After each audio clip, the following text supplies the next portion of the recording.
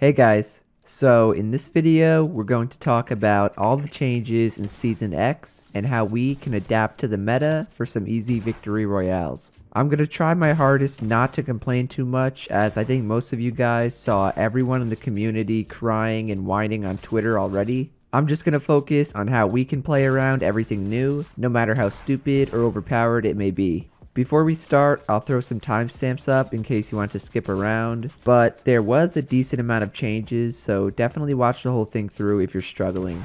Now, a lot of you guys might be confused and wondering what I meant before when I said that everyone was complaining on Twitter.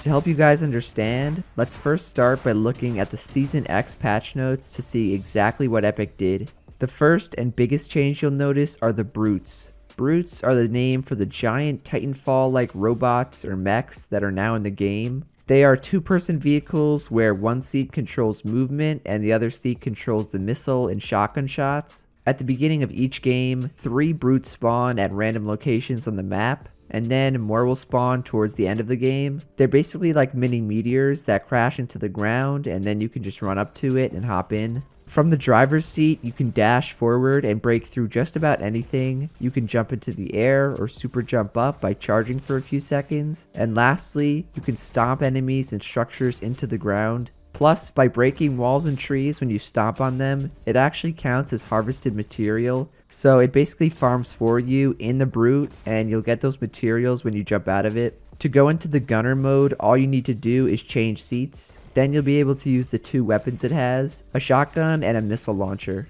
The shotgun has a clip size of 10, does up to 50 damage, and has a headshot multiplier of 1.5. So really nothing too bad. The missile launcher, however, fires up to 10 missiles at once after holding down the fire button. In the patch notes, Epic doesn't really specify how much damage each missile does, and I think they do that on purpose. I say that because the brute, and specifically its missile launcher, is one of the most overpowered things I've ever seen in Fortnite. The missiles can easily 200 to 0 you from more than 100 meters away. What makes matters worse is that you're not able to block the missiles even on 0 ping. It shoots so many missiles and so fast that it will go through your turbo build and kill you without any chance for you to stop it. That's why my first tip to win in the new season is to abuse the brute as much as possible. I am confident that they'll be nerfed at some point, but for now, they're insanely broken, and for some reason, they're in Arena too. I kid you not, as of right now, these things are in Fortnite's supposed competitive game mode. For solos, since you're only one person, you're not able to move and shoot at the same time when you're in the brute.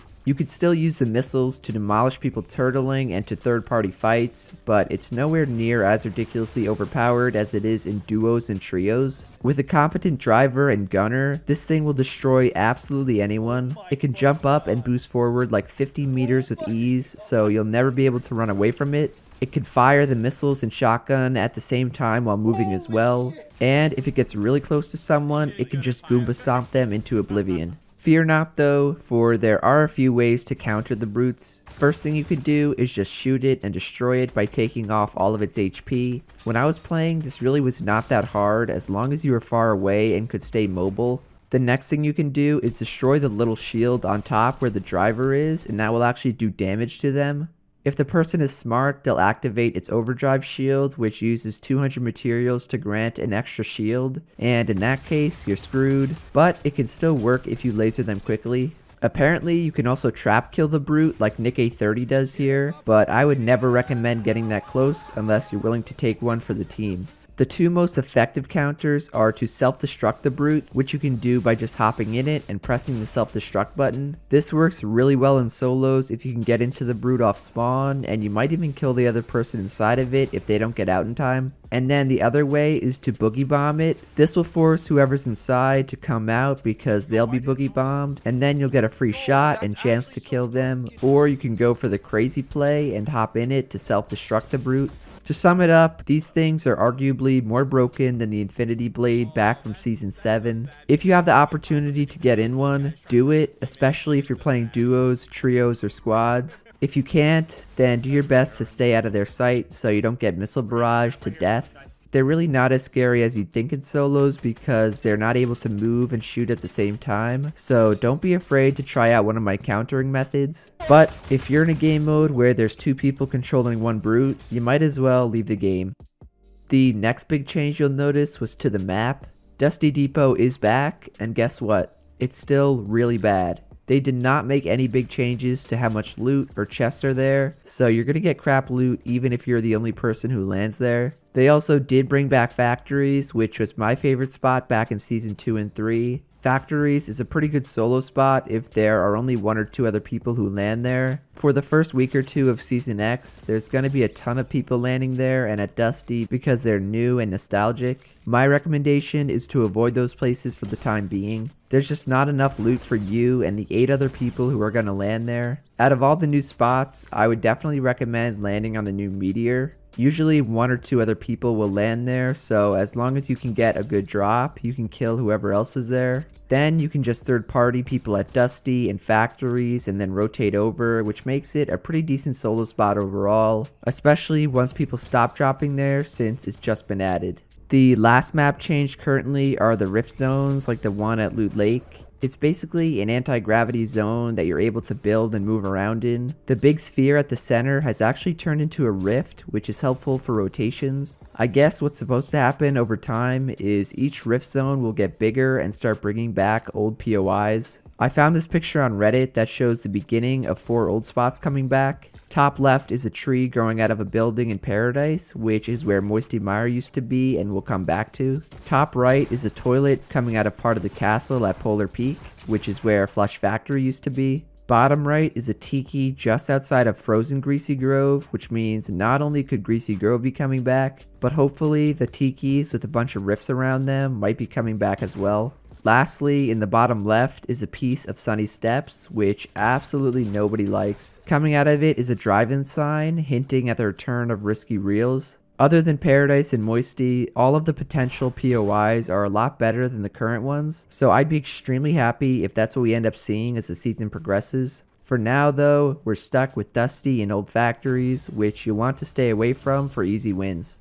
The third change Epic made was vaulting a ton of weapons and vehicles. To be more specific, Epic vaulted the Baller, the Quad Crasher, the Flintlock Pistol, Shadow Bombs, the Tactical Assault Rifle, mounted turrets, airstrikes, and the glider redeploy item. Nothing was unvaulted or added to the game, so Epic basically removed everything with mobility. To add on to this, they also removed the big slipstream system around the map and the slipstream stations. The only remaining slipstreams are the small ones that go around Neo Tilted and Mega Mall, but I think those will go away as the season progresses. Gameplay wise, these changes make rotations really tough. Landing on the edge of the map at places like Snobby or Haunted is really hard now. You have no rotation other than the drift boards, which don't really spawn in many places. This means you're going to have to rotate early because you're going to be forced to move on foot. We're basically back to season 2 and 3 where you ran around all game and it took 5 minutes just to get the circle. The good part is this means you'll be less likely to get third partied because people can't take a slipstream or rift to jump onto you.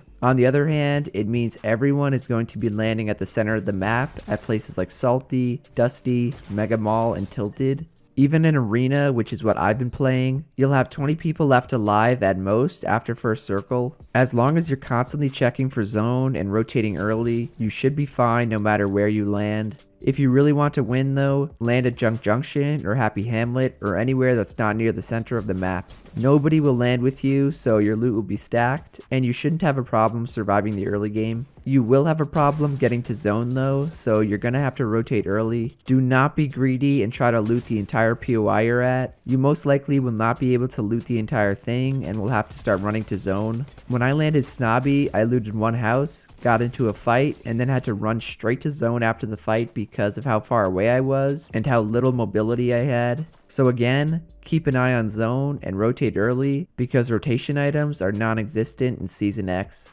To finish off the video, I'll talk about the current meta for loadouts and overall gameplay. If I'm gonna be honest, not much has changed. Box fighting is still the meta and pretty much everyone you fight will box up and turtle. The combat is still overpowered and is still the strongest shotgun. The pump is a close second and then the legendary tack is after that, but I'd take a pump or combat over it any day of the week. Overall, this new season is weird. Not much has changed to the map as of yet. Epic nerfed the hell out of rotational items, so we're back to running around all game. And for some odd reason, they added overpowered mechs with missiles. This will be the easiest time all season to get a win, so take my advice, and hopefully you can get that sweet victory royale. So if you guys enjoyed this video, be sure to drop a like, subscribe to the channel, and to turn on post notifications. Thank you to everyone using code Jarian. Let me know if you used my code for the battle pass so I can shout you out. Otherwise, that's it from me, and I'll see you guys in the next one. Later.